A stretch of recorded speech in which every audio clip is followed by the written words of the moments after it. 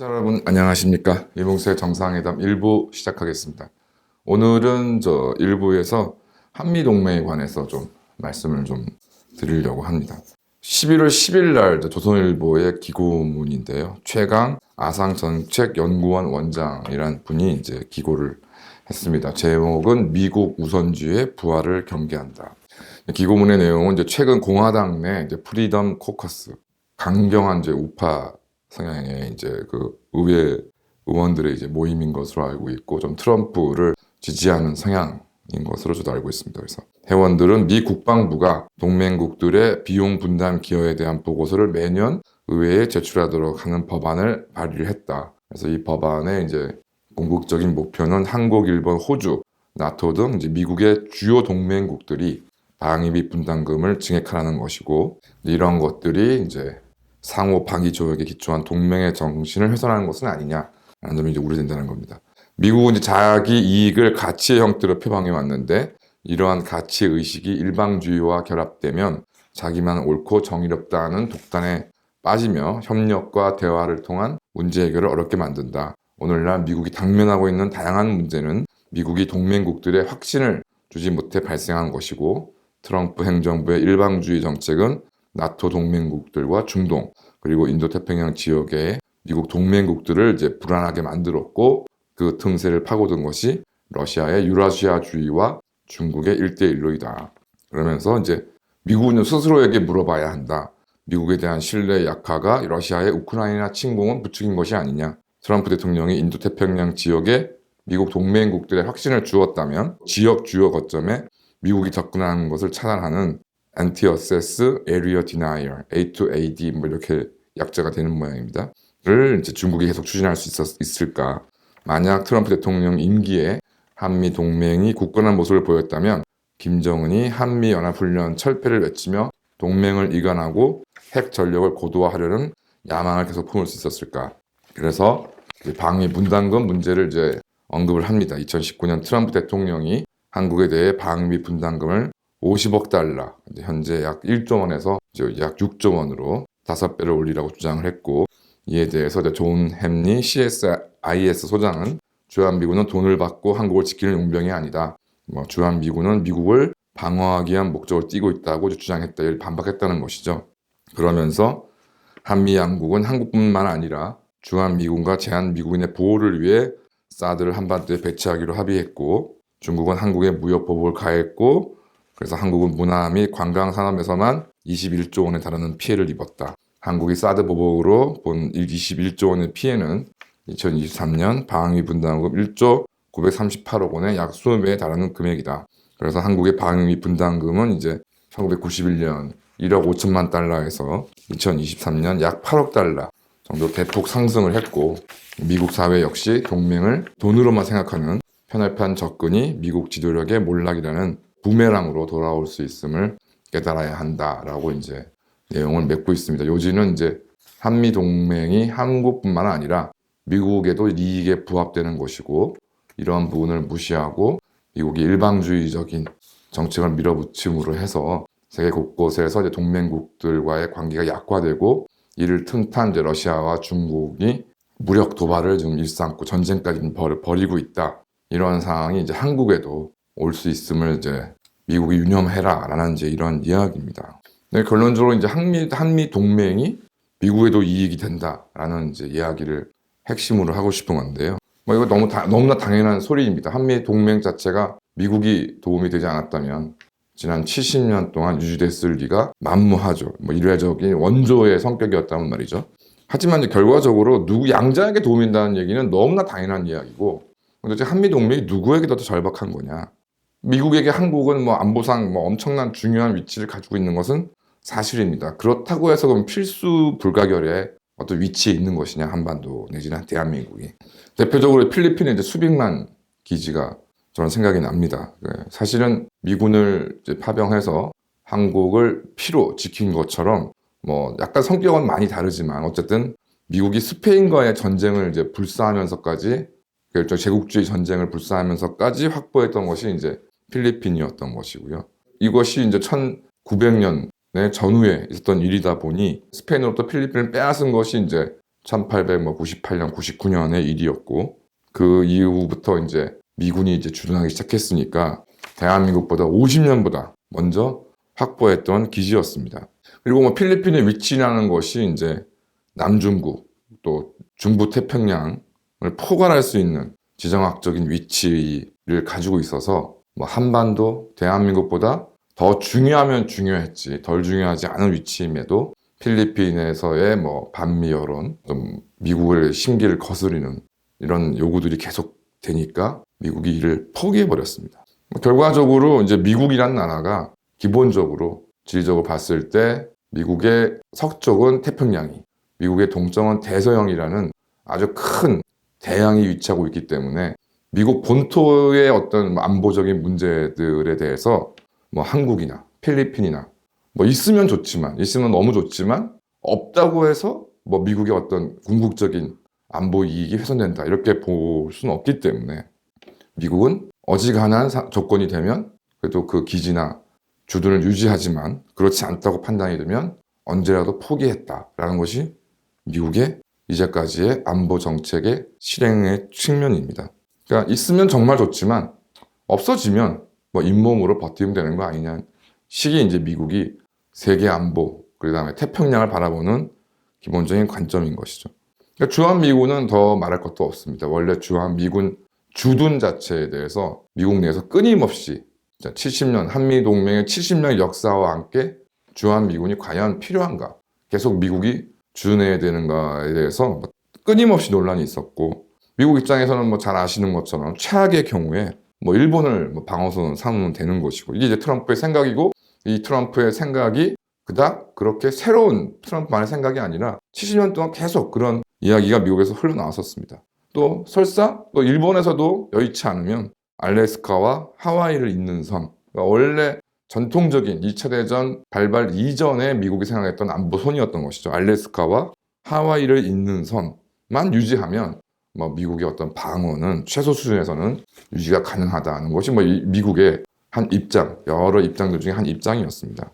반면 대한민국은 주한미군이 사라지는 그 순간 뭐 6.25의 재발은 뭐 불가피하다고 볼 수밖에 없고, 그다음에 전체주의 세력이 한 뭐 점령이 뭐 확실시 뭐 북한이 그게 아니라 하더라도 뭐 중공이나 러시아 같은 전체주의 세력에 의해서 한반도가 넘어가는 것은 뭐 기정사실이기 때문에 우리가 지금 뭐 당연히 생각하고 있는 자유민주 번영은 순식간에 소멸할 수밖에 없다.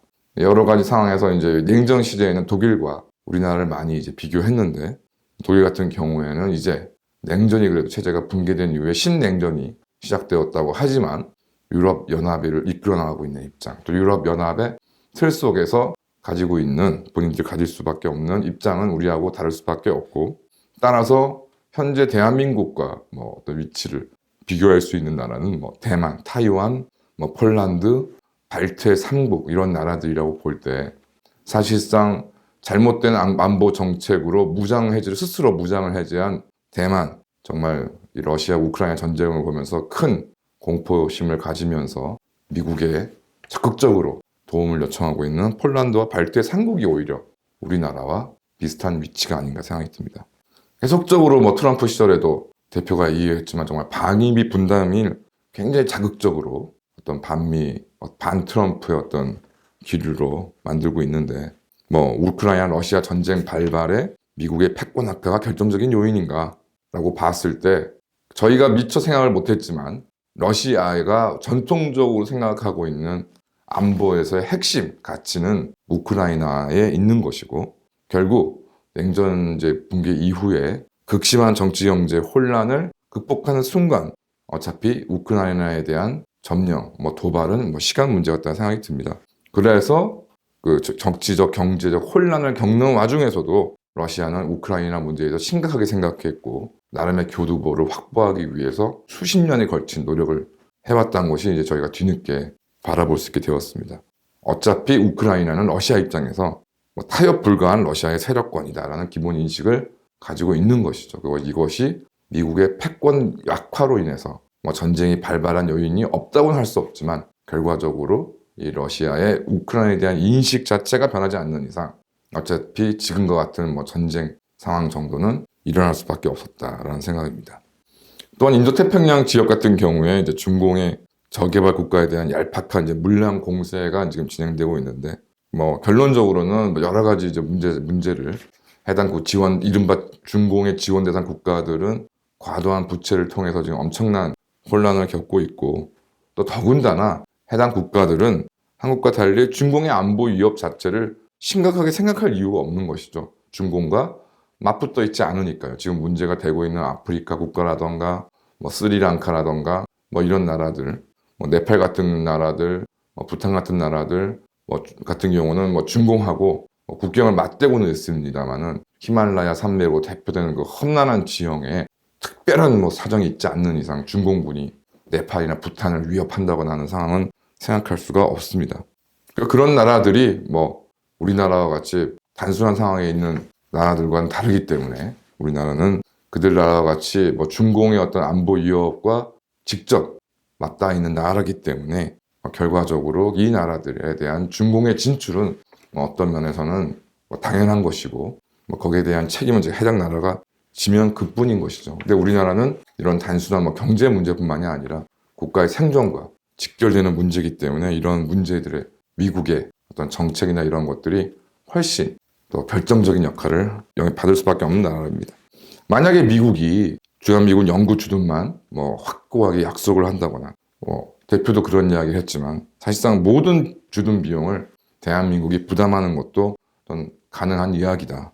마찬가지로 중공으로 인한 피해를 뭐 이야기하지만 결국 중국의 어떤 헤게모니에 대한 종속을 인정하지 않는다면 어차피 사드 사태 이런 것들은 뭐 시간 문제였고, 발생하는 것은 시간 문제였던 상황이고, 더군다나 우리가 설사 중공의 헤게모니를 인정한다 하더라도 그러면 사드 사태 같은 일이 벌어지지 않겠느냐, 저는 단연코 아니라고 생각합니다. 어떤 면에서 2016년도에 이 사드 사태가 발생한 것이 오히려 다행이고, 오히려 그런 더 일찍 이런 사태가 벌어져서 우리가 중공의 참 얼굴을 보았어야 했다, 오히려 늦어짐으로 해서 그만큼 더 피해가 더 커졌다라고 생각합니다. 대표도 그렇고 저도 그렇고 지속적으로 말씀드렸습니다만은 우크라이나 러시아 전쟁이 발발하고 또 이스라엘 하마스가 전쟁 상황이 더 확전되지 않는 이유는 동일하다. 바로 핵이 아닌가 싶습니다.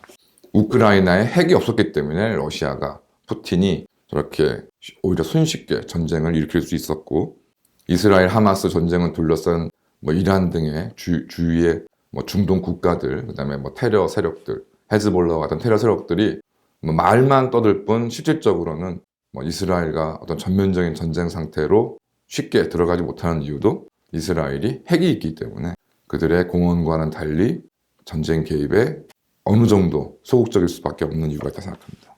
물론 뭐 냉전 해체 시기에 우크라이나가 핵 보유가 가능했을 것이냐 이런 것에 대해서는 뭐 제가 확답을 드릴 수 없습니다만은, 우리가 확실하게 알고 있는 것은 우크라이나가 핵을 보유하고 있었다면 절대로 러시아가, 푸틴이 쉽게 전쟁을 일으키지 못했을 것이다. 전쟁이 발발하지 않았을 것이다.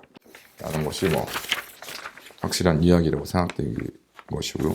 현재 뭐 대한민국의 경제 규모나 그리고 대한민국이 한미 동맹으로서 얻을 수 있는 것은 돈으로 따질 수 없는 생존 그 자체임을 생각했을 때 주한미군 뭐 분담 비용은 어찌 보면 푼돈이다. 문제는 이제 이러한 비용을 우리가 부담을 해서 이제 무엇을 얻을 것인가가 이제 문제라고 생각합니다. 이제 바이든 시절에 본격화되었던 리쇼링 정책은 이제 뭐 트럼프가 만약 다시 집권한다면 더욱더 강화될 것이고, 이제 트럼프는 집권 후에 자신이 이제 공언했던 것처럼 뭐 주한미군 철수 문제를 당연히 들고 나올 것이고, 뭐 거기에 이제 분담금 문제까지 거론된다면 차라리 대한민국에는 차라리 낫다. 분담금 문제를 미국의 요구에 따라서 뭐 말의 표현이 다를 뿐, 뭐 주한미군이 용병이 아니니까 뭐 주둔 그 분담금 문제는 필요가 없다는 얘기가 아니라, 뭐 그런 정도로 우리가 삭막하고 동맹국들 사이에 삭막하고 수준 떨어지는 이야기를 하지 말고 한국이 뭐 알아서 좀 인상해 주기를, 당연히 미국 바라는 것은 뭐 미국 어떤 정치 세력의 모든 어떤 사람들의 생각이라고 생각이 좀 들고요. 결과적으로 우리가 주한미군 주둔 부용을 뭐 전액 부담한이 있더라도 결과적으로 우리가 미국으로부터 진정 얻어내야 될 것은 핵 관련 문제다. 핵에 대한 자주적 행사권을 우리가 확보하는 것이다 생각이 듭니다. 뭐 단기적으로는 핵 잠수함이라던가 정말 우리의 안보를 확실하게 좀 지킬 수 있는 그런 자산들을 우리가 확보하는, 문재인 때처럼 돈만 쳐바르는 무의 백화점을 만드는 일이 아니라 확실한 안보 자산을 어떻게 확보할 것인가가 향후 한미동맹에서 가장 중요한 대한민국의 이슈가 아닐까 생각합니다. 감사합니다.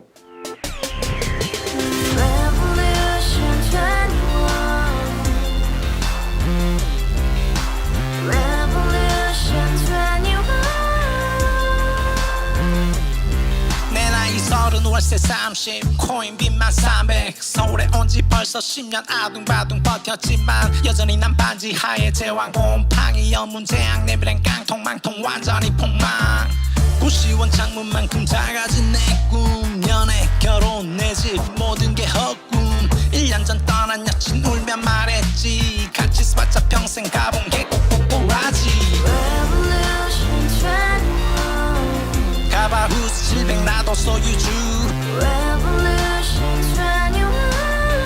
가바후스 700 나의 소주 택시기사 우라부지 마트 캐셔 울어무니 우리 집안 다 털어봤자 후줄 그래 개선민 내 미래 거기서 팍 끝난 거지 팍더 이상 노력 따윈 괴물이 스펙 찾아서 말리 비오는 날 알바 잘려 맨날 학원 날 개쳐 발려 밤비 내리는 양화대교 홀로 걷고 있을 때 현수막에 아로 새겨진 평당 700짜리 아파트 다같이 소리 질러 혁명 21 가바후스 700 나도 소유주 가바후스 700 나의 소주 You and I, we live together in the house, brand new day, and your dream had just begun. Revolution 21, only hope and happiness. 너의 곁에 내가 영원히 지금까지 정치인들 입만 열면 찝찝찝 개소리 멍멍멍 쳐다 하면 뻥다